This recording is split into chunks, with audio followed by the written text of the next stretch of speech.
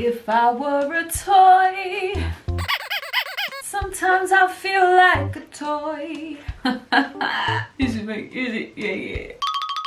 Hello there. If I were a boy. Every time I go around my son, I sing that line. I don't know why. I feel like he's just like, you're broken. Why do you keep singing the same line every time you see me? I'd roll out of bed in the morning. Run, what? You know what, right? I'm doing this project inspiration thing, and I was looking at the goals of what I want to achieve by doing this project inspiration, which is basically I go in front of people, I talk to them, I sing to them, and I needed to figure out, why am I doing that? What am I talking about? What do I want my audience to experience? And then somebody from work asked me like, so what's the follow-up? You know, how do they get to like continue to be inspired by you? And I was like, well, I do videos. Then I realized that these videos that I do, I don't know if they're like inspiring or not. I don't know if they're just like mind, you know, making you think about things rather than it being inspiring. Whereas like this talk that I'm doing, it is more about inspiration, but it could be like this. I don't know. So then I was just a bit questioning myself, like, you know, are these videos a little bit like not inspiring? And I started really like panicking a little bit, like thinking they should be inspiring. But having said that, these are discussions. This is what they were always supposed to be. So I'll just continue with my chit chat rather than trying to be inspirational, because obviously that's that over there. Like, you are great, because it's true. I've got like a mouth ulcer and it's like really hurting me. And it's like really hurts when I speak. And I feel like I can't like move my lips properly. It hurts. My mouth ulcer. I'm here, I am back to talk about, my lip hurts. I'm back to talk about life is not a story. It might be playing a story, but it's not a story. What do I mean when I say that? So, I said you're everything I need. What do I mean when I say that? Oh, what do you mean? Oh, what are you talking about? Life is not a story. I never said life was a story in the face. Well, actually, I think everybody's saying life is a story without saying it. Because it technically is a story, and you put it in albums, you take pictures of it, and then like you want to live on by like having memories. Like memories are all stories, right? Just memories are stories, and then memories and memories. And once upon a time I went there, like everything in this earth is a story. So then obviously you'd think that life is a story. So then you start talking about like after you die, then you go on to the next story and the next story, and then like then you evolve, and then you become like, ugh. Whoa. So basically one day I was sitting there and I was just really obviously I lived like this for like a whole year, so like when I say I was it was just one of the times in the whole entire year that I was just. Oops. And I was sitting there and I was like, I can't explain those places yet, but my brain was just like basically like breaking down. And in the moments of like breaking down, and it's just like, oh, and it's shriveling, right? You know, these thoughts come in of like, oh yeah, so then life is a story, because and then my brain is like, shut up. Like, what is the point of stories? This is what I mean about, is it inspiring or is it just me like ranting on? So in those moments, those stories weren't comforting, right? And the point to life is to be comforting, okay? The only way I can speak here is like as if I'm saying facts. I know, yeah, that everybody has opinions, and that's all that they ever are, is opinions, because like who has proof for anything that anybody says? The point is that I sat there in that moment and I was just not even comforted at the thought that life was a story. And then as usual, I have to go beyond like what it is that my brain is thinking to find comfort. Again, I'm sure everybody does that. And so then I went beyond the story and I came back with a new thought that life has to be bigger than that. Because like, isn't it just so depressing, yeah, to think, oh, life is just about ascension. Life is just about getting from A to B. Life is just about this like archive place full of memories, full of stories, full of all information. Life is just about that. It just feels like so disappointing that that's all that life is. And I know some people would dive into those things and they'll just be super excited, like, what? The archive records of like all of life, like that's exciting. Oh my gosh, let me go to the 11th dimension where like beings are like super duper kind, clever. Oh my gosh, isn't that exciting? And then I'm sitting here thinking like, isn't that really boring? Like, oh, that's all that life is. Anyway, so then I came back with the idea that life has to be more than that, because I want it to be more than that, and don't I have a say? And then also, I've been really figuring this out, yeah, that like, because I'm alive and I'm here and I've got these feelings, I've got these thoughts, isn't they somewhere possible? Otherwise I wouldn't be possible.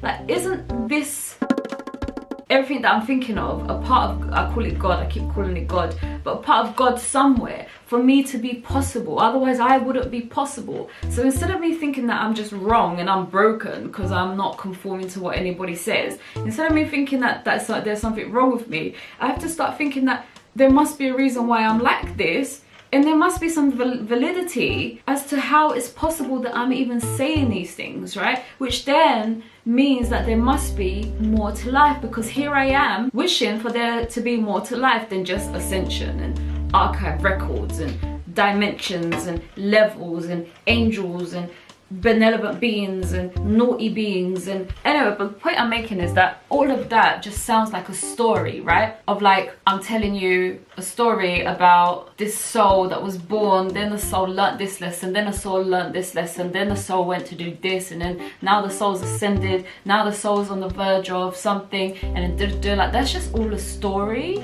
But there must be a side to life where there is no such thing as stories, right? There must be a side to life where it's not processing anything and it's not being a process. And that side to life, yeah, is what I am searching for. Why? Because to me, I've become very impatient with the stories of like what people say. Oh, so, you know, I was in the astral world and I was like going through these records and oh my gosh, I found so many past lives that I did.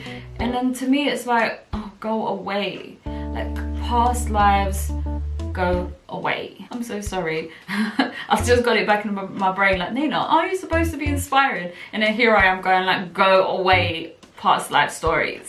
Because I swear when people say to me, oh Nayna, you know, do you connect with your past lives? And I'm like, what past lives?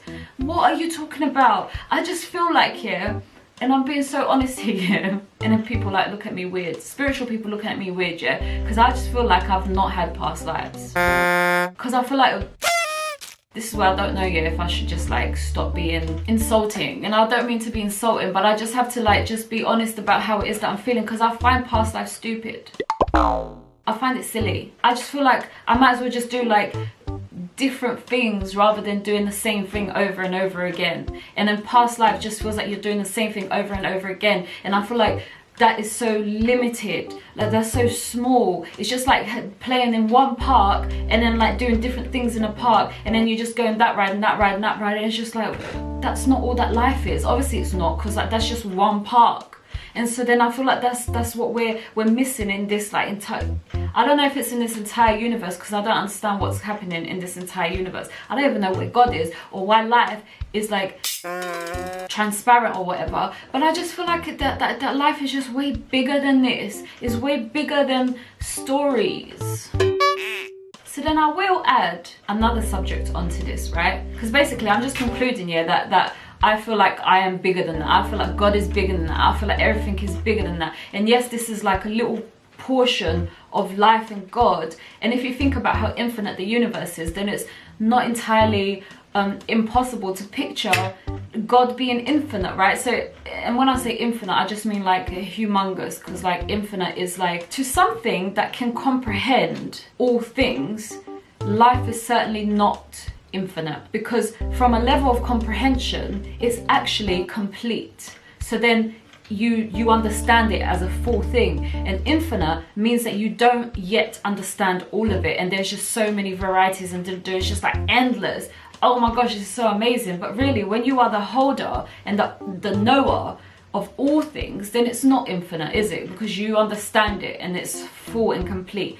And I just feel like when we speak about life after death, or when we speak about the purpose of life, it's all just so very concentrating on this type of cycle, this type of process of being a human and dying and then doing things that are just about stories. And I just feel like there's much more to it than just that. And I don't know what's going on here and why we just preach about it and we don't think about what's beyond that. And obviously, like, there's some really like weird things going on in this world, like that are quite negative and stuff. And maybe that's the problem, is that we just believe in this process so much that we're forgetting that we are more than a process. And spiritual people believe that they're a process. They believe that they're a soul, and the soul is going through things, and they're this individual soul, and then they might merge with other souls, but here I am, I'm still this like conscious soul. And really, there's so much more to God than that process. And maybe this universe is stuck in that process, and that process to me is so just small.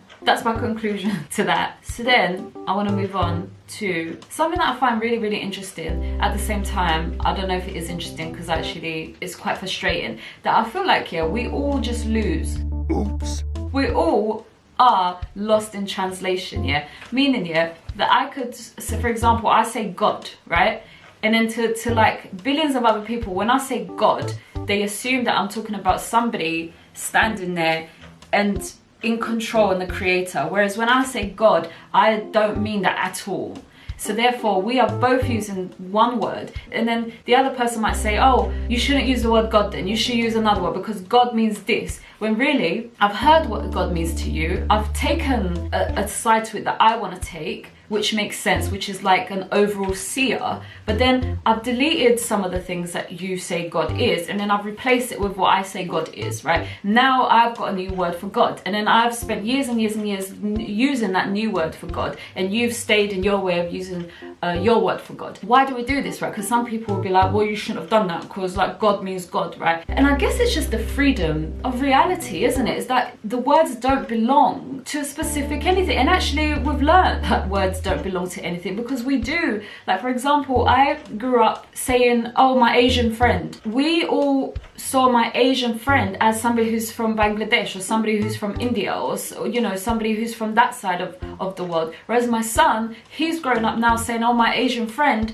is somebody that is either from China or from Philippines. And everybody has different ways of saying things, and we're using like the same words to say different things. And because the brain is so based on hearing and seeing, we take things at face value, and then we allow the brain to then react to those things, and really you've misunderstood it. Wow. And I feel like we do that a lot. Like, we misunderstand each other a lot. You're saying one thing, I'm interpreting it in a different way because I'm taking you at face value, and I'm just literally hearing what you're saying, and then my brain is reacting to it. And if I can suggest, you know, a solution to these things, right, is that we should slow down, or we could slow down when we interpret things. Meaning we should like continue to have conversations, continue to talk through it, so then we're clearly and thoroughly communicating, rather than just taking something at face value, running away with it, and then having a conclusion. I feel like we need to spend more time in conversation and talking about feelings and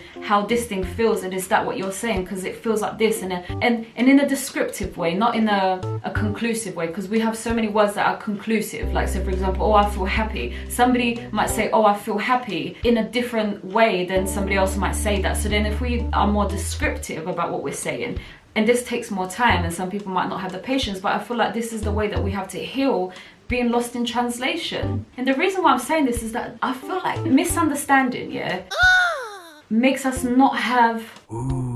Basically, understanding something here gives it compassion, it gives it togetherness, and then we understand something, then we have more care for it. When we don't understand something, we kind of dismiss it, and I feel like that dismissive side causes pain, and it causes what we see today, like this like separated world, because like we don't take time to really understand each other, and then to have compassion and to have care. And actually, the more you understand, the more you have a perception on something.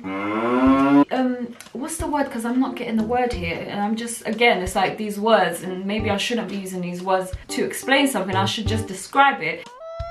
You validate it. I guess you validate it.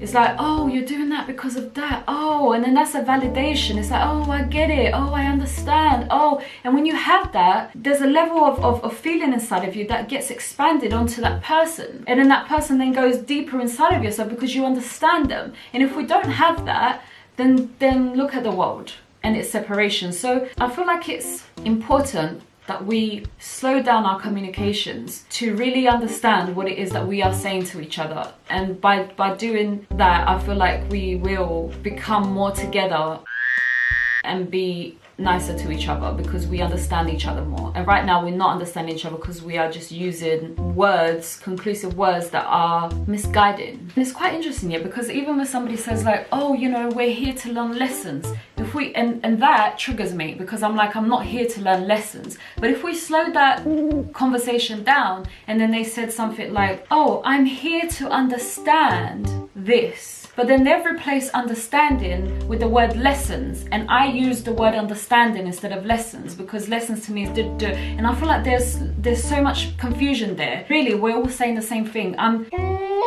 I am here to understand, and then somebody will say I'm here for lessons, and then the word lessons has a different impact than understanding. And so then if we slow that down, we'd understand, oh wait, hold on, we're saying the same thing here. Oh, I'm here to progress, I'm here to ascend.